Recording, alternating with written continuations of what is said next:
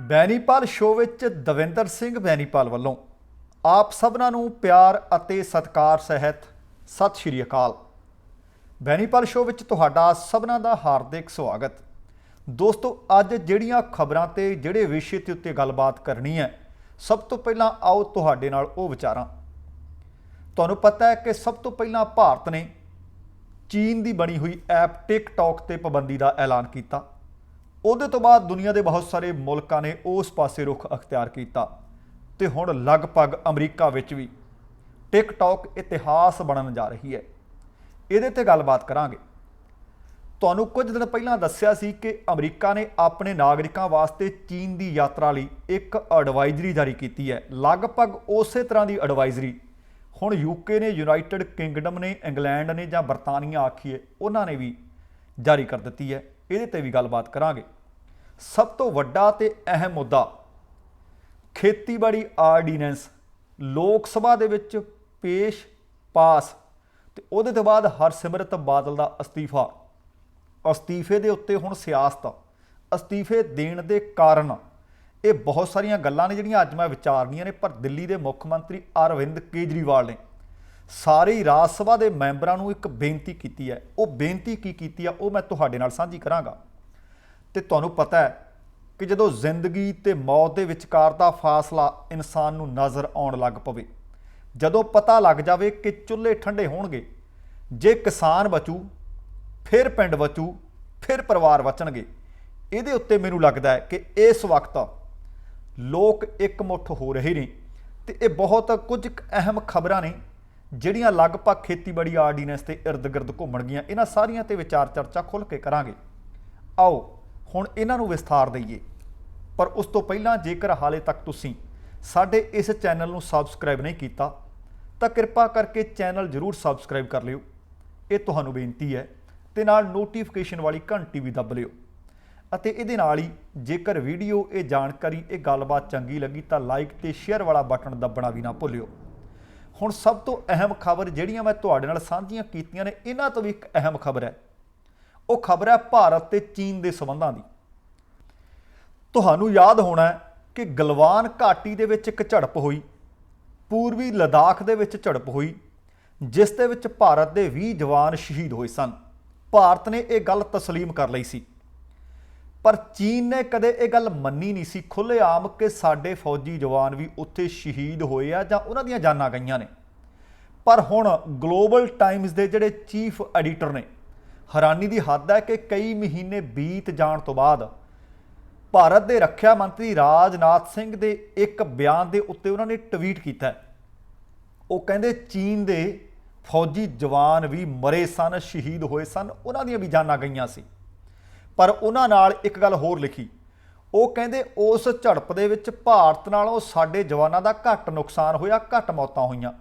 ਨਾਲ ਉਹਨਾਂ ਨੇ ਇਹ ਵੀ ਲਿਖਿਆ ਕਿ ਭਾਰਤ ਦੇ ਕੁਝ ਜਵਾਨ ਸਾਡੇ ਫੌਜੀਆਂ ਵੱਲੋਂ ਬੰਦੀ ਬਣਾਏ ਗਏ ਸੀ, ਪਰ ਚੀਨ ਦਾ ਕੋਈ ਵੀ ਫੌਜੀ ਭਾਰਤੀ ਜਵਾਨ ਬੰਦੀ ਨਹੀਂ ਸੀ ਬਣਾ ਸਕੇ। ਹੁਣ ਇਹ ਪਹਿਲੀ ਵਾਰੀ ਘੁਸਪੈਠ ਨਹੀਂ ਸੀ ਹੋਈ। ਉਹਦੇ ਤੋਂ ਬਾਅਦ 1 ਸਤੰਬਰ ਨੂੰ ਵੀ, 30 ਅਗਸਤ ਨੂੰ ਵੀ, 7 ਸਤੰਬਰ ਨੂੰ ਵੀ ਲਗਾਤਾਰ ਝੜਪਾਂ, ਲਗਾਤਾਰ ਘੁਸਪੈਠ ਦੀਆਂ ਕੋਸ਼ਿਸ਼ਾਂ, ਪਰ ਭਾਰਤ ਦੇ ਫੌਜੀ ਜਵਾਨ ਉਹਨਾਂ ਨੂੰ ਨਾਕਾਮ ਕਰਦੇ ਰਹੇ ਹੈ। ਇਸੇ ਤਰ੍ਹਾਂ ਰੂਲ ਆਫ ਅੰਗੇਜਮੈਂਟ ਜਿਹੜਾ ਬਣਿਆ ਹੋਇਆ ਕਾਨੂੰਨ ਸੀ ਕਿ ਆਹ ਹੱਦਾਂ ਨੇ, ਇਹਦੇ ਅੰਦਰ ਤੁਸੀਂ ਗੋਲੀਬਾਰੀ ਨਹੀਂ ਕਰ ਸਕਦੇ। ਗਲਵਾਨ ਘਾਟੀ ਦੇ ਵਿੱਚ ਭਾਰਤ ਤੇ ਚੀਨ ਦੇ ਫੌਜੀਆਂ ਦਰਮਿਆਨ ਹੋਈ ਝੜਪ ਤੋਂ ਬਾਅਦ ਉਸ ਕਾਨੂੰਨ ਦੇ ਵਿੱਚ ਵੀ ਰੱਦੋ ਬਦਲ ਕਰ ਦਿੱਤੀ ਗਈ ਸੀ ਕਿ ਜੇਕਰ ਤੁਹਾਨੂੰ ਲੱਗੇ ਕਿ ਸਥਿਤੀ ਆਮ ਵਰਗੀ ਨਹੀਂ, ਤੁਹਾਡੀ ਜਾਨ ਤੇ ਖਤਰਾ ਹੈ, ਵੈਰੀ ਤੁਹਾਡੇ ਤੇ ਟੁੱਟ ਪਿਆ, ਤਾਂ ਤੁਸੀਂ ਗੋਲੀ ਦਾ ਸਹਾਰਾ ਵੀ ਲੈ ਸਕਦੇ ਹੋ। ਪਰ ਇੱਥੇ ਮੈਂ ਦੱਸਣਾ ਚਾਹੁੰਦਾ ਕਿ ਜਿਹੜਾ ਚੀਨ ਦਾ ਪੀਪਲਜ਼ ਡੇਲੀ ਅਖਬਾਰ ਹੈ, ਆਹ ਗਲੋਬਲ ਟਾਈਮਜ਼ ਉਹਦਾ ਹੀ ਅੰਗਰੇਜ਼ੀ ਅਖਬਾਰ ਹੈ। ਚੀਨ ਦੇ ਵਿੱਚ ਜਿੰਨੇ ਵੀ ਅਖਬਾਰ ਨਿਕਲਦੇ ਆ ਲਗਭਗ ਸਰਕਾਰ ਦੀ ਬੋਲੀ ਬੋਲਦੇ ਆ।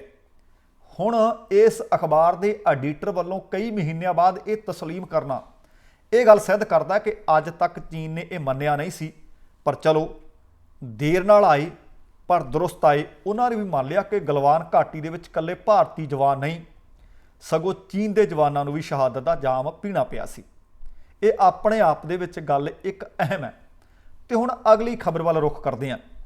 ਜਦੋਂ ਗੱਲ ਚੀਨ ਦੀ ਚੱਲੀ ਰਹੀ ਹੈ, ਤੁਹਾਨੂੰ ਪਤਾ ਹੈ ਕਿ ਚੀਨ ਦੀ ਭਾਰਤ ਨਾਲ ਵੀ, ਅਮਰੀਕਾ ਨਾਲ ਵੀ, ਬਰਤਾਨੀਆ ਨਾਲ ਵੀ, ਆਸਟ੍ਰੇਲੀਆ ਨਾਲ ਵੀ, ਜਾਪਾਨ ਨਾਲ ਵੀ ਲਗਭਗ ਖੜਕੇ ਰਹੀ ਹੈ। ਕਿਸੇ ਪਾਸੇ ਕੋਈ ਮਾਮਲਾ ਤੇ ਕਿਸੇ ਪਾਸੇ ਕੋਈ ਹੋਰ ਮਾਮਲਾ, ਪਰ ਕਈਆਂ ਨੂੰ ਕਿਸੇ ਨਾ ਕਿਸੇ ਤਰੀਕੇ ਉਹ ਆਪਣੇ ਨੇੜੇ ਵੀ ਲਾ ਰਿਹਾ ਹੈ। ਹੁਣ ਹਲੇ 2 ਦਿਨ ਪਹਿਲਾਂ ਖਬਰ ਤੁਹਾਡੇ ਨਾਲ ਸਾਂਝੀ ਕੀਤੀ ਸੀ ਕਿ ਅਮਰੀਕਾ ਨੇ ਐਡਵਾਈਜ਼ਰੀ ਆਪਣੇ ਨਾਗਰਿਕਾਂ ਵਾਸਤੇ ਜਾਰੀ ਕਰ ਦਿੱਤੀ ਹੈ ਕਿ ਬੇਲੋੜੀ ਗੈਰ ਜ਼ਰੂਰੀ ਯਾਤਰਾ ਚੀਨ ਦੀ ਕੀਤੀ ਨਾ ਜਾਵੇ, ਹਾਂਗਕਾਂਗ ਜਾਇਆ ਨਾ ਜਾਵੇ। ਉਹਨਾਂ ਨੇ ਆਖਿਆ ਸੀ ਕਿ ਹੋ ਸਕਦਾ ਤੁਹਾਨੂੰ ਉੱਥੇ ਗਿਆ ਨੂੰ ਗ੍ਰਿਫਤਾਰ ਕਰ ਲਿਆ ਜਾਵੇ, ਮਨਮਰਜ਼ੀ ਦਾ ਕਾਨੂੰਨ, ਮਨਮਰਜ਼ੀ ਦੀ ਜੇਲ੍ਹ, ਮਨਮਰਜ਼ੀਆਂ ਕਰਕੇ ਤੁਹਾਨੂੰ ਡੱਕ ਲਿਆ ਜਾਵੇ। ਹੁਣ ਲਗਭਗ ਇਸੇ ਤਰ੍ਹਾਂ ਦੀ ਐਡਵਾਈਜ਼ਰੀ ਅੱਜ ਯੂਨਾਈਟਿਡ ਕਿੰਗਡਮ ਨੇ, ਬਰਤਾਨੀਆ ਨੇ ਆਪਣੇ ਨਾਗਰਿਕਾਂ ਵਾਸਤੇ ਜਾਰੀ ਕਰ ਦਿੱਤੀ ਹੈ। ਇਹਦੇ ਪਿੱਛੇ ਵੀ ਮੰਨਿਆ ਇਹੀ ਜਾ ਰਿਹਾ ਹੈ ਕਿ ਅਮਰੀਕਾ ਅਤੇ ਚੀਨ ਦੇ ਜਿਹੜੇ ਆਪਸੀ ਸਬੰਧ ਲਗਾਤਾਰ ਵਿਗੜ ਰਹੇ ਨੇ, ਇਹਨਾਂ ਦੇ ਵਿੱਚ ਕੁੜੱਤਣ ਆ ਰਹੀ ਹੈ। ਲਗਭਗ ਬੁਨਿਆਦ ਉਹੀ ਦੱਸੀ ਜਾ ਰਹੀ ਹੈ, ਪਰ ਉਸੇ ਤਰ੍ਹਾਂ ਦੀਆਂ ਗੱਲਾਂ ਇਸ ਐਡਵਾਈਜ਼ਰੀ ਦੇ ਵਿੱਚ ਯੂਨਾਈਟਿਡ ਕਿੰਗਡਮ ਨੇ ਵੀ ਲਿਖੀਆਂ ਨੇ। ਉਹ ਕਹਿੰਦੇ ਜੇਕਰ ਤੁਸੀਂ ਹਾਂਗਕਾਂਗ ਦੀ ਯਾਤਰਾ ਕੀਤੀ, ਹੋ ਸਕਦਾ ਹੈ ਬਿਨਾਂ ਕਸੂਰੋਂ ਤੁਹਾਨੂੰ ਉੱਥੇ ਫੜ ਲਿਆ ਜਾਵੇ। ਉਹਦੇ ਵਿੱਚ ਇਹ ਵੀ ਲਿਖਿਆ ਕਿ ਹੋ ਸਕਦਾ ਹੈ ਆਪਣੀ ਮਰਜ਼ੀ ਦੇ ਕਿਸੇ ਕਾਨੂੰਨ ਦੇ ਮੁਤਾਬਕ ਤੁਹਾਨੂੰ ਜੇਲ੍ਹ ਵਿੱਚ ਡੱਕੀ ਰੱਖਿਆ ਜਾਵੇ। ਉਹਨਾਂ ਨੇ ਇਹ ਵੀ ਦੱਸਿਆ ਕਿ ਹੁਣ ਤੱਕ ਚੀਨ ਨੇ ਕੈਨੇਡਾ, ਆਸਟ੍ਰੇਲੀਆ ਅਤੇ ਕਈ ਹੋਰ ਮੁਲਕਾਂ ਦੇ ਨਾਗਰਿਕਾਂ ਨੂੰ ਬਿਨਾਂ ਕਸੂਰੋਂ ਫੜਿਆ ਅਤੇ ਉਹਨਾਂ ਦੇ ਉੱਤੇ ਗੈਰ ਕਾਨੂੰਨੀ ਡਰੱਗ ਦਾ, ਨਸ਼ਾ ਤਸਕਰੀ ਦਾ ਕੇਸ ਪਾ ਦਿੱਤਾ ਹੈ। ਕਿਸੇ ਦੇ ਉੱਤੇ ਬਹੁਤ ਜ਼ਰੂਰੀ ਜਾਣਕਾਰੀਆਂ, ਗੁਪਤ ਡਾਟਾ ਲੀਕ ਕਰਨ ਦਾ, ਚੋਰੀ ਕਰਨ ਦਾ ਦੋਸ਼ ਲਾ ਕੇ ਡੱਕ ਦਿੱਤਾ ਤੇ ਕਈਆਂ ਨੂੰ ਲੰਬੇ ਸਮੇਂ ਤੱਕ, ਹਾਲੇ ਤੱਕ ਕੋਈ ਕੇਸ ਪਾਇਆ ਹੀ ਨਹੀਂ ਗਿਆ, ਜੇਲ੍ਹਾਂ ਦੇ ਵਿੱਚ ਡੱਕਿਆ ਹੋਇਆ ਹੈ। ਸੋ ਇਸ ਕਰਕੇ ਬਰਤਾਨੀਆ ਨੇ ਆਪਣੇ ਨਾਗਰਿਕਾਂ ਨੂੰ ਹਾਂਗਕਾਂਗ ਦੀ ਯਾਤਰਾ ਨਾ ਕਰਨ ਵਾਸਤੇ ਇੱਕ ਐਡਵਾਈਜ਼ਰੀ ਜਾਰੀ ਕਰ ਦਿੱਤੀ ਹੈ। ਤੁਹਾਨੂੰ ਯਾਦ ਹੋਣਾ ਕਿ ਕੁਝ ਸਮਾਂ ਪਹਿਲਾਂ ਵਾਵੇ ਕੰਪਨੀ ਦੇ ਪ੍ਰੋਡਕਟਸ ਦੇ ਉੱਤੇ ਵੀ ਬਰਤਾਨੀਆ ਨੇ ਰੋਕ ਲਾ ਦਿੱਤੀ ਸੀ। ਸੋ ਲਗਾਤਾਰ ਬਰਤਾਨੀਆ ਅਮਰੀਕਾ ਦੇ ਧੜੇ ਦੇ ਵਿੱਚ ਖੜਾ ਹੈ ਅਤੇ ਚੀਨ ਦਾ ਲਗਾਤਾਰ ਕਿਸੇ ਨਾ ਕਿਸੇ ਤਰੀਕੇ ਵਿਰੋਧ ਕਰਦਾ ਆ ਰਿਹਾ ਹੈ। ਹੁਣ ਇਸੇ ਤਰ੍ਹਾਂ ਤੁਹਾਨੂੰ ਪਤਾ ਹੋਣਾ ਕਿ ਸਭ ਤੋਂ ਪਹਿਲਾਂ ਭਾਰਤ ਨੇ ਟਿਕਟੌਕ ਦੇ ਉੱਤੇ ਪਾਬੰਦੀ ਦਾ ਐਲਾਨ ਕੀਤਾ ਤੇ ਕੁਝ ਹੋਰ ਐਪਸ ਵੀ ਨੇ ਜਿਨ੍ਹਾਂ ਨੂੰ ਭਾਰਤ ਦੇ ਵਿੱਚ ਬੰਦ ਕਰ ਦਿੱਤਾ ਗਿਆ, ਉਹਨਾਂ ਦੇ ਉੱਤੇ ਪਾਬੰਦੀ ਲਗਾ ਦਿੱਤੀ ਗਈ ਹੈ। ਉਹਦੇ ਤੋਂ ਬਾਅਦ ਕਨਸੂਆਂ ਆਉਣ ਲੱਗ ਪਈਆਂ ਸੀ ਕਿ ਆਸਟ੍ਰੇਲੀਆ ਵਾਲੇ ਵੀ, ਅਮਰੀਕਾ ਵਾਲੇ ਵੀ ਅਤੇ ਕਈ ਹੋਰ ਮੁਲਕ ਇਹਨਾਂ ਐਪਸ ਦੇ ਉੱਤੇ ਪਾਬੰਦੀਆਂ ਲਾ ਦੇਣਗੇ। ਹੁਣ ਅਮਰੀਕੀ ਰਾਸ਼ਟਰਪਤੀ ਡੋਨਲਡ ਟਰੰਪ ਨੇ ਬੀਤੇ ਦਿਨੀ ਆਖ ਦਿੱਤਾ ਸੀ ਕਿ ਟਿਕਟੌਕ ਨੂੰ ਸਾਡੇ ਇੱਥੋਂ ਬਿਸਤਰਾ ਗੋਲ ਕਰਨਾ ਪਊ, ਪਰ ਵਿੱਚ ਇਹ ਗੱਲ ਚੱਲ ਪਈ ਸੀ ਕਿ ਮਾਈਕਰੋਸਾਫਟ ਵਾਲੇ ਸ਼ਾਇਦ ਉਸ ਨੂੰ ਖਰੀਦ ਰਹੇ ਨੇ, ਪਰ ਉਹ ਡੀਲ ਸਿਰੇ ਨਹੀਂ ਚੜ੍ਹ ਸਕੀ। ਹੁਣ ਅਲਟੀਮੇਟਮ ਦਿੱਤਾ ਹੋਇਆ ਹੈ, ਆ ਕੁਝ ਘੰਟਿਆਂ ਦੀ ਮਹਿਮਾਨ ਹੈ WeChat ਅਤੇ ਟਿਕਟੌਕ ਅਮਰੀਕਾ ਵਿੱਚ। ਜੇਕਰ ਕਿਸੇ ਅਮਰੀਕੀ ਕੰਪਨੀ ਦੇ ਨਾਲ ਉਹਦਾ ਸਮਝੌਤਾ ਸਿਰੇ ਨਾ ਚੜ੍ਹਿਆ ਤਾਂ ਐਤਵਾਰ ਨੂੰ ਅਮਰੀਕਾ ਦੇ ਵਿੱਚ WeChat ਅਤੇ ਟਿਕਟੌਕ ਦਾ ਆਖਰੀ ਦਿਨ ਹੋਏਗਾ। ਫਿਰ ਲੋਕ ਗੱਲਾਂ ਕਰਿਆ ਕਰਨਗੇ ਕਿ ਭਾਈ ਅਮਰੀਕਾ ਵਿੱਚ ਵੀ WeChat ਤੇ ਟਿਕਟੌਕ ਚੱਲਿਆ ਕਰਦੀ ਸੀ, ਹੁਣ ਕੋਈ ਘੱਟ ਗਿਣਤੀ ਵਿੱਚ ਇਸ ਨੂੰ ਯੂਜ਼ ਨਹੀਂ ਕਰਦੇ। ਲਗਭਗ 100 ਮਿਲੀਅਨ ਲੋਕ ਨੇ ਜਿਹੜੇ ਅਮਰੀਕਾ ਦੇ ਵਿੱਚ ਇਸ ਦੇ ਯੂਜ਼ਰ ਨੇ, ਟਿਕਟੌਕ ਦੇ ਉੱਤੇ ਰੋਜ਼ਾਨਾ ਵੀਡੀਓ ਅਪਲੋਡ ਕਰਦੇ ਆ ਜਾਂ ਦੇਖਦੇ ਆ। ਹੁਣ ਇੰਨੀ ਵੱਡੀ ਗਿਣਤੀ ਦੇ ਵਿੱਚ ਯੂਜ਼ਰ ਗਵਾ ਲੈਣੇ ਕੋਈ ਛੋਟੀ ਮੋਟੀ ਗੱਲ ਨਹੀਂ। ਪਰ ਇਸੇ ਤਰ੍ਹਾਂ ਵਾਲਮਾਰਟ ਤੇ ਓਰੈਕਲ ਕੰਪਨੀਆਂ ਨੇ ਅਮਰੀਕਾ ਦੀਆਂ, ਜਿਨ੍ਹਾਂ ਦੇ ਨਾਲ ਲੱਗਦਾ ਕਿ ਕੋਈ ਨਾ ਕੋਈ ਸ਼ਾਇਦ ਸਮਝੌਤਾ ਸਿਰੇ ਚੜ੍ਹ ਜਾਏ। ਪਰ ਰਾਸ਼ਟਰਪਤੀ ਟਰੰਪ ਨੇ ਆਖ ਦਿੱਤਾ ਕਿ ਅਸੀਂ ਓਰੈਕਲ ਦੇ ਨਾਲ ਹੋ ਰਹੀ ਡੀਲ ਦੇ ਉੱਤੇ ਵੀ ਨੇੜਿਓਂ ਜਾਂਚ ਕਰ ਰਹੇ ਹਾਂ, ਪੜਤਾਲ ਕਰ ਰਹੇ ਹਾਂ ਕਿ ਨੈਸ਼ਨਲ ਸਿਕਿਉਰਿਟੀ ਨੂੰ ਕੋਈ ਖਤਰਾ ਤਾਂ ਨਹੀਂ, ਕਿਉਂਕਿ ਇਸ ਦੇ ਉੱਤੇ ਭਾਰਤ ਨੇ ਵੀ ਅਤੇ ਅਮਰੀਕਾ ਵੀ ਇਸੇ ਗੱਲ ਨੂੰ ਆਧਾਰ ਬਣਾ ਕੇ ਪਾਬੰਦੀ ਲਾ ਰਿਹਾ ਹੈ ਕਿ ਸਾਡੀ ਨੈਸ਼ਨਲ ਸਿਕਿਉਰਿਟੀ ਨੂੰ ਖਤਰਾ ਹੈ, ਸਾਡੀਆਂ ਗੁਪਤ ਜਾਣਕਾਰੀਆਂ, ਸਾਡਾ ਗੁਪਤ ਡਾਟਾ ਚੀਨ ਦੇ ਵਿੱਚ ਸਟੋਰ ਕੀਤਾ ਜਾ ਰਿਹਾ ਹੈ। ਕਿਉਂਕਿ ਚੀਨੀ ਸਰਕਾਰ ਨੇ ਇਹ ਆਖਿਆ ਹੋਇਆ ਕਿ ਕੋਈ ਵੀ ਕੰਪਨੀ, ਜਿਹੜੀ ਵੀ ਚੀਨ ਦੀ ਕੰਪਨੀ ਹੈ, ਜੇ ਬਾਹਰੋਂ ਕਿਤੇ ਉਹ ਡਾਟਾ ਕਲੈਕਟ ਕਰਦੀ ਆ, ਉਸ ਨੂੰ ਉਹ ਸਰਕਾਰ ਨਾਲ ਸਾਂਝਾ ਕਰਨਾ ਪਏਗਾ। ਹੁਣ ਜੇਕਰ ਕੰਪਨੀ ਟਿਕਟੌਕ, WeChat ਚੀਨ ਦੀ ਹੈ ਤਾਂ ਜਦੋਂ ਫਿਰ ਸਰਕਾਰ ਦੀਆਂ ਹਦਾਇਤਾਂ ਨੇ ਤੇ ਸਾਂਝਾ ਕਰਨਾ ਉਹਨਾਂ ਦਾ ਬਣਦਾ। ਸੋ ਇਸ ਕਰਕੇ ਹੋ ਸਕਦਾ ਜੇਕਰ ਓਰੈਕਲ ਦੇ ਨਾਲ ਉਹਨਾਂ ਦਾ ਮਾਮਲਾ ਸਿਰੇ ਚੜ੍ਹ ਗਿਆ, ਸਮਝੌਤਾ ਸਿਰੇ ਚੜ੍ਹ ਗਿਆ, ਫਿਰ ਤੇ ਹੋ ਸਕਦਾ ਕਿ ਅਮਰੀਕਾ ਦੇ ਵਿੱਚ ਐਤਵਾਰ ਤੋਂ ਬਾਅਦ ਵੀ ਟਿਕਟੌਕ, WeChat ਚੱਲਦੀਆਂ ਰਹਿਣ।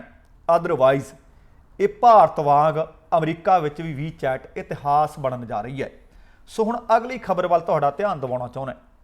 ਸਭ ਤੋਂ ਵੱਡੀ ਅਹਿਮ ਖਬਰ ਹੈ ਖੇਤੀਬਾੜੀ ਆਰਡੀਨੈਂਸ ਲੋਕ ਸਭਾ ਦੇ ਵਿੱਚ ਪੇਸ਼ ਕਰਨ ਤੋਂ ਬਾਅਦ ਪਾਸ ਕਰ ਦਿੱਤੇ ਗਏ ਹੈ।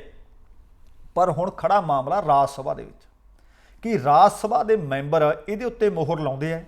ਜੇ ਉੱਥੋਂ ਪਾਸ ਹੋ ਜਾਂਦਾ ਹੈ ਤਾਂ ਇਹ ਕਾਨੂੰਨ ਬਣ ਜਾਏਗਾ। ਹੁਣ ਦਿੱਲੀ ਦੇ ਮੁੱਖ ਮੰਤਰੀ ਅਰਵਿੰਦ ਕੇਜਰੀਵਾਲ ਸਾਹਿਬ ਨੇ ਰਾਜ ਸਭਾ ਦੇ ਸਾਰੇ ਸੰਸਦ ਮੈਂਬਰਾਂ ਨੂੰ ਅਪੀਲ ਕੀਤੀ ਹੈ। ਉਹ ਕਹਿੰਦੇ ਦੇਖੋ ਬੀਜੇਪੀ ਵਾਲਿਆਂ ਦਾ ਤਾਂ ਸਾਨੂੰ ਪਤਾ ਹੈ ਕਿ ਉਹ ਆਪਣੀ ਸਰਕਾਰ ਦੇ ਹੱਕ ਵਿੱਚ ਭੁਗਤਣਗੇ, ਪਰ ਉਹ ਕਹਿੰਦੇ ਜਿੰਨੀਆਂ ਵੀ ਬਾਕੀ ਵਿਰੋਧੀ ਪਾਰਟੀਆਂ ਨੇ ਸਾਰਿਆਂ ਨੂੰ ਅਪੀਲ ਹੈ ਕਿ ਜੇ ਕਿਸਾਨ ਨਾ ਅਸੀਂ ਬਚਾ ਸਕੇ, ਕਿਸਾਨ ਪੂਰੇ ਭਾਰਤ ਭਰ ਦੇ ਤੁਹਾਡੇ ਵੱਲ ਨਜ਼ਰਾਂ ਟਿਕਾਈ ਬੈਠੇ ਹੈ, ਦੇਖਿਓ ਕਿਤੇ ਲੱਤ ਨਾ ਮਾਰ ਦਿਓ। ਕਿਉਂਕਿ ਇਸ ਵਕਤ ਭਾਰਤ ਦੀ ਰਾਜ ਸਭਾ ਦੇ ਵਿੱਚ 245 ਰਾਜ ਸਭਾ ਮੈਂਬਰ ਨੇ। ਉਹਨਾਂ ਦੇ ਵਿੱਚੋਂ 233 ਨੇ ਜਿਹੜੇ ਵੱਖੋ-ਵੱਖ ਵਿਧਾਨ ਸਭਾਵਾਂ ਵੱਲੋਂ ਚੁਣ ਕੇ ਆਏ ਹੋਏ ਨੇ, ਪਰ ਉਹਦੇ ਵਿੱਚੋਂ 12 ਨੋਮੀਨੇਟਡ ਮੈਂਬਰ ਨੇ, ਨਾਮਜ਼ਦ ਕੀਤੇ ਹੋਏ ਮੈਂਬਰ ਨੇ। ਹੁਣ ਕੇਜਰੀਵਾਲ ਨੇ ਇਹ ਕਹਿਣਾ ਕਿ ਭਾਈ ਦੇਖਿਓ ਆਪਣੇ ਕਿਸਾਨਾਂ ਦੇ ਹੱਕ ਵਿੱਚ ਖੜੇ ਹੋ, ਕਿਸਾਨੀ ਬਚਾਇਓ। ਜੇਕਰ ਕਿਸਾਨੀ ਨਾ ਬਚਾ ਸਕੇ ਤਾਂ ਸਰਕਾਰਾਂ ਨੂੰ ਪਲਟ ਸਕਦੇ ਨੇ ਲੋਕ। ਇਸ ਕਰਕੇ ਤੁਹਾਨੂੰ ਇਸ ਗੱਲ ਦਾ ਇਲਮ ਹੋਣਾ ਚਾਹੀਦਾ ਹੈ ਕਿ ਬਹੁਤ ਸਾਰੇ ਇਸ ਤਰ੍ਹਾਂ ਦੇ ਅਹਿਮ ਅਤੇ ਸੰਜੀਦਾ ਤੇ ਗੰਭੀਰ ਮੁੱਦੇ ਵੀ ਆਏ ਜਦੋਂ ਬੀਬਾ ਹਰਸਿਮਰਤ ਬਾਦਲ ਕੇਂਦਰ ਦੇ ਵਿੱਚ ਵਜ਼ੀਰੀ ਦਾ ਆਨੰਦ ਮਾਣਦੇ ਰਹੇ। ਹੁਣ ਆਮ ਲੋਕ ਕਹਿੰਦੇ ਨੇ ਸਾਡੀ ਪਾਵਰ ਕੀ ਹੈ, ਸਾਨੂੰ ਕੋਈ ਪੁੱਛਦਾ ਨਹੀਂ। ਆ ਤੁਸੀਂ ਵੇਖੋ ਕਿ ਸੰਘਰਸ਼ ਵਿੱਢੇ ਨੂੰ ਥੋੜ੍ਹੇ ਦਿਨ ਹੋਏ ਨੇ, ਤੁਸੀਂ ਚੂਲਾਂ ਹਿਲਾ ਕੇ ਰੱਖ ਦਿੱਤੀਆਂ। ਤੁਸੀਂ ਇਹ ਦੱਸ ਦਿੱਤਾ ਸ਼੍ਰੋਮਣੀ ਅਕਾਲੀ ਦਲ ਨੂੰ ਕਿ ਜੇਕਰ ਸਾਡੀ ਨਾ ਸੁਣੀ ਨਾ, ਜੇਕਰ ਕੁਰਸੀ ਦਾ ਸੱਤਾ ਦਾ ਆਨੰਦ ਮਾਣਦੇ ਰਹੇ ਤਾਂ 2022 ਵਿੱਚ ਸਾਡੇ ਵੱਲ ਉਮੀਦ ਕੋਈ ਨਾ ਰੱਖਿਓ। ਭਾਵੇਂ ਮਜਬੂਰੀ ਕਰਕੇ ਫੈਸਲਾ ਲੈਣਾ ਪੈ ਗਿਆ, ਭਾਵੇਂ ਡਰਾਮਾ ਆਖੋ, ਭਾਵੇਂ ਸਿਆਸਤ ਆਖੋ, ਪਰ ਤੁਹਾਡੇ ਰੋਹ ਦੇ ਅੱਗੇ, ਲੋਕ ਰੋਹ ਦੇ ਅੱਗੇ ਝੁਕਣਾ ਪੈ ਗਿਆ। ਸ਼੍ਰੋਮਣੀ ਅਕਾਲੀ ਦਲ ਦੇ ਪ੍ਰਧਾਨ ਸੁਖਬੀਰ ਸਿੰਘ ਬਾਦਲ ਕਹਿੰਦੇ ਰਹੇ ਕਿ ਇਹ ਲੋਕ ਹਿੱਤ ਵਿੱਚ ਨੇ, ਕਿਸਾਨਾਂ ਦੇ ਹਿੱਤ ਵਿੱਚ ਆਰਡੀਨੈਂਸ ਨੇ। ਆ ਹੁਣ ਆਖ ਰਹੇ ਨੇ ਕਿ ਨਹੀਂ ਲੋਕ ਵਿਰੋਧੀ ਨੇ। ਪਾਰਲੀਮੈਂਟ ਵਿੱਚ ਵੀ ਇਹੀ ਕਿਹਾ, ਇਸੇ ਮੁੱਦੇ ਤੇ ਅਸਤੀਫਾ ਵੀ ਦਿੱਤਾ। ਤੁਹਾਨੂੰ ਯਾਦ ਹੋਣਾ ਕਿ ਸੁਖਬੀਰ ਬਾਦਲ ਜਿੱਥੇ ਇਸ ਗੱਲ ਦੀ ਵਕਾਲਤ ਕਰਦੇ ਸਨ, ਸੁਖਬੀਰ ਬਾਦਲ ਦੇ ਬਾਪ ਪਿਤਾ ਜੀ ਪ੍ਰਕਾਸ਼ ਸਿੰਘ ਬਾਦਲ ਨੇ 5 ਵਾਰ ਲੋਕਾਂ ਨੇ, ਪੰਜਾਬ ਦਿਆਂ ਨੇ ਮੁੱਖ ਮੰਤਰੀ ਬਣਾਏ ਨੇ। ਹੋਰ ਕਿਸੇ ਦੇ ਹਿੱਸੇ ਸ਼ਾਇਦ ਇਹ ਨਾ ਆਵੇ ਇੰਨੀ ਵਾਰ ਮੁੱਖ ਮੰਤਰੀ ਬਣਨਾ। ਉਸ ਵਿਅਕਤੀ ਤੋਂ ਇੱਕ ਵੀਡੀਓ ਰਿਕਾਰਡ ਕਰਵਾ ਕੇ ਉਹਨਾਂ ਦਾ ਸੰਦੇਸ਼ ਵੀ ਵਾਇਰਲ ਕੀਤਾ ਗਿਆ ਕਿ ਨਹੀਂ ਇਹ ਤਾਂ ਕਿਸਾਨਾਂ ਦੇ ਹੱਕ ਵਿੱਚ ਨੇ। ਭਾਈ ਜੇ ਉਦੋਂ ਕਿਸਾਨਾਂ ਦੇ ਹੱਕ ਵਿੱਚ ਸੀ, ਆ ਕੁਝ ਦਿਨਾਂ ਦੇ ਵਿੱਚ ਇਹ ਕਿਸਾਨ ਵਿਰੋਧੀ ਕਿਵੇਂ ਹੋ ਗਿਆ? ਕਿ ਉਦੋਂ ਤੁਸੀਂ ਲੋਕਾਂ ਨੂੰ, ਕਿਸਾਨਾਂ ਨੂੰ ਬੇਵਕੂਫ ਬਣਾਉਣਾ ਚਾਹੁੰਦੇ ਸੀ। ਭਾਵੇਂ ਕੁਝ ਵੀ ਹੋਵੇ, ਲੋਕਾਂ ਦੇ ਅੱਗੇ ਨਾ ਸਰਕਾਰਾਂ, ਨਾ ਪਾਰਟੀਆਂ, ਨਾ ਲੀਡਰ, ਨਾ ਅਹੁਦੇਦਾਰ ਅੜ ਨਹੀਂ ਸਕਦੇ, ਟਿਕ ਨਹੀਂ ਸਕਦੇ, ਪਰ ਸਾਨੂੰ ਸਾਡੀ ਤਾਕਤ ਕੀ ਹੈ ਉਹਦਾ ਇਲਮ ਹੋਣਾ ਬਹੁਤ ਲਾਜ਼ਮੀ ਹੈ।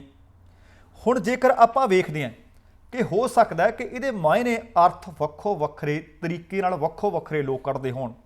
ਜਿਹੜੇ ਸਿਆਸੀ ਪੰਡਤ ਨੇ, ਪੋਲੀਟੀਕਲ ਪੰਡਤ ਨੇ, ਉਹ ਕਹਿੰਦੇ ਦੇਖੋ ਪਹਿਲੀ ਗੱਲ ਤਾਂ ਸ਼੍ਰੋਮਣੀ ਅਕਾਲੀ ਦਲ ਨੇ ਇਹ ਵੇਖ ਲਿਆ ਕਿ ਜੇਕਰ ਅਸੀਂ ਕਿਸਾਨਾਂ ਦੀ ਵਿਰੋਧਤਾ ਕੀਤੀ ਤੇ ਇਸ ਆਰਡੀਨੈਂਸ ਦੀ ਹਮਾਇਤ ਕੀਤੀ, 2022 ਕੋਈ ਬਹੁਤੀ ਦੂਰ ਨਹੀਂ।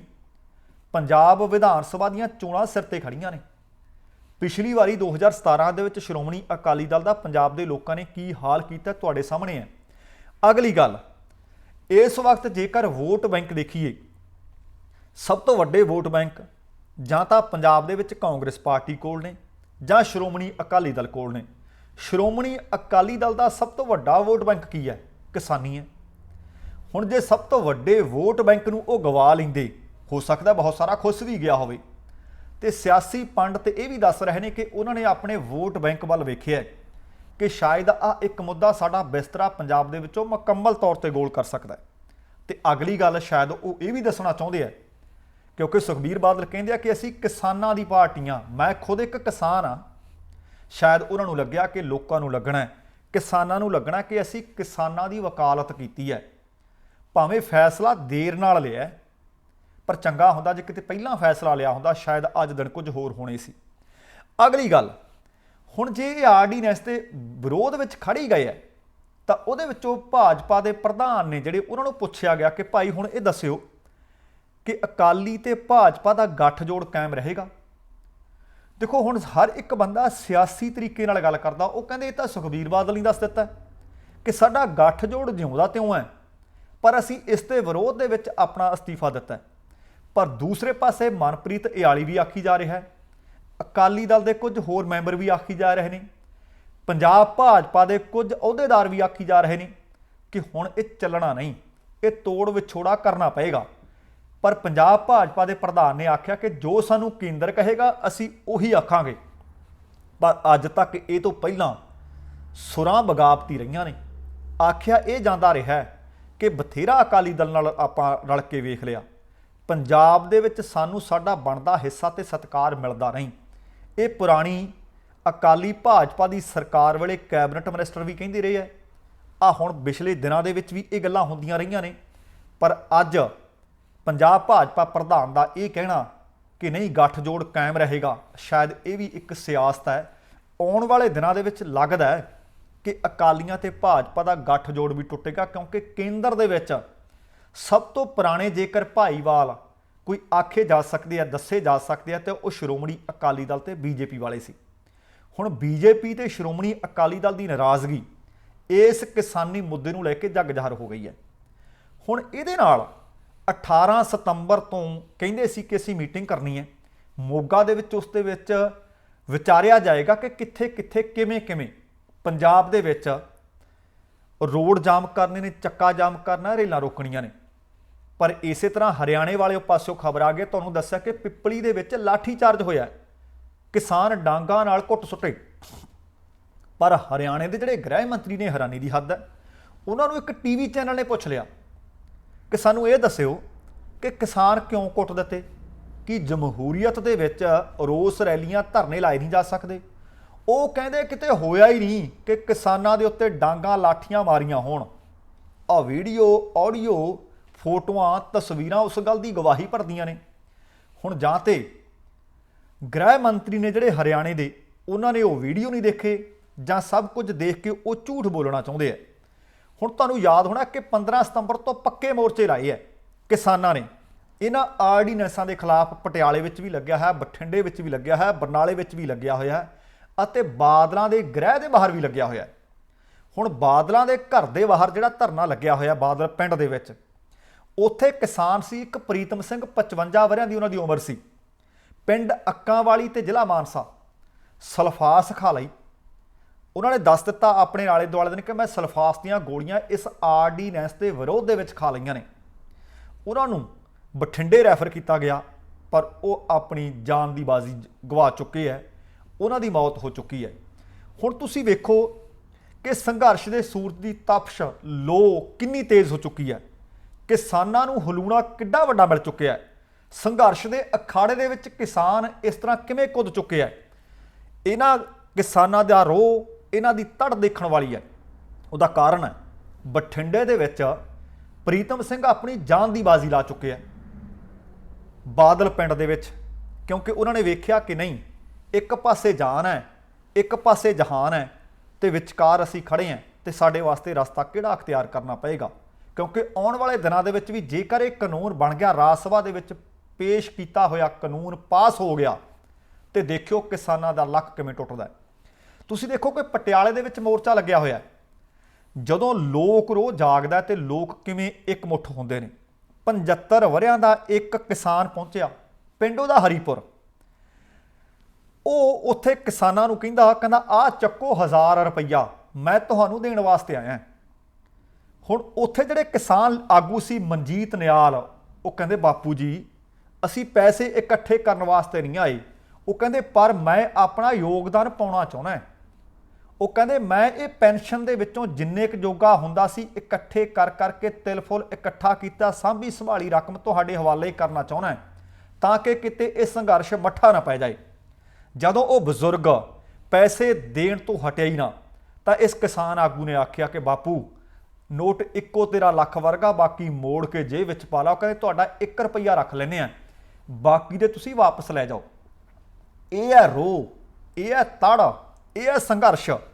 ਇਸੇ ਤਰ੍ਹਾਂ ਕੋਠਾ ਗੁਰੂ ਤੇ ਜ਼ਿਲ੍ਹਾ ਬਠਿੰਡਾ ਦੇ ਵਿੱਚ ਇੱਕ ਸਫਾਈ ਕਰਮਚਾਰੀ ਜਿਸ ਦਾ ਨਾਮ ਹੈ ਦੇਵਕਰਨ, ਤੁਸੀਂ ਦੇਖੋ ਕਿ ਕਿੰਨੀ ਕੁ ਰੁਪਏ ਕਮਾਉਂਦਾ ਹੋਣਾ, ਕਿੰਨੀ ਕੁ ਮਜ਼ਦੂਰੀ ਕਰਦਾ ਹੋਣਾ। 10 ਰੁਪਏ ਕਹਿੰਦਾ ਮੇਰੇ ਵੱਲੋਂ ਵੀ ਆਹ ਚੱਕੋ, क्योंकि ਜਿਹੜਾ ਵਿਅਕਤੀ ਜਿੰਨੇ ਜੋਗਾ ਇਸ ਵਕਤ ਇਸ ਸੰਘਰਸ਼ ਦੇ ਵਿੱਚ ਆਪਣਾ ਯੋਗਦਾਨ ਪਾ ਰਿਹਾ ਹੈ। ਗੱਲ ਮੈਂ ਬਠਿੰਡਿਓਂ ਸ਼ੁਰੂ ਕੀਤੀ ਸੀ ਕਿ ਪ੍ਰੀਤਮ ਸਿੰਘ ਹੁਣੀ ਆਪਣੀ ਜਾਨ ਦੀ ਬਾਜ਼ੀ ਲਾ ਗਏ ਹੈ।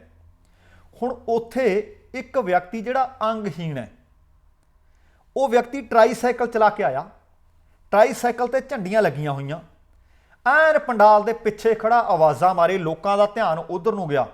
ਜਿਸ ਨੇ ਬੇਲ ਕਰਾਈ ਹੁੰਦੀ ਹੈ ਨਾ, ਇਹ 10 ਰੁਪਏ ਉਸਦੇ ਹੱਥ ਵਿੱਚ ਫੜੇ ਹੋਏ, ਕਹਿੰਦਾ ਆ ਮੇਰੇ ਵੱਲੋਂ ਵੀ ਯੋਗਦਾਨ ਲੈ ਲਓ। ਇਹ ਆ ਲੋਕਾਂ ਦਾ ਰੋਹ, ਇਹ ਆ ਲੋਕ ਸੰਘਰਸ਼। ਉਹ ਕਹਿੰਦਾ ਇਹ ਤਿਲ ਫੁੱਲ, ਇਹ ਮੇਰੀ ਭੇਟਾ ਕਬੂਲ ਕਰ ਲਓ। ਕਿਤੇ ਕੱਲ੍ਹ ਨੂੰ ਇਹ ਨਾ ਹੋਵੇ ਕਿ ਜੇਕਰ ਖੇਤ ਉਜੜ ਗਏ, ਜੇਕਰ ਕਿਸਾਨ ਮਰ ਗਿਆ ਤਾਂ ਗਰੀਬੀ ਨਾਲ ਹੀ ਮਰ ਗਿਆ, ਫਿਰ ਪਿੰਡ ਕਿਵੇਂ ਬਚਣਗੇ, ਪਰਿਵਾਰ ਕਿਵੇਂ ਬਚਣਗੇ।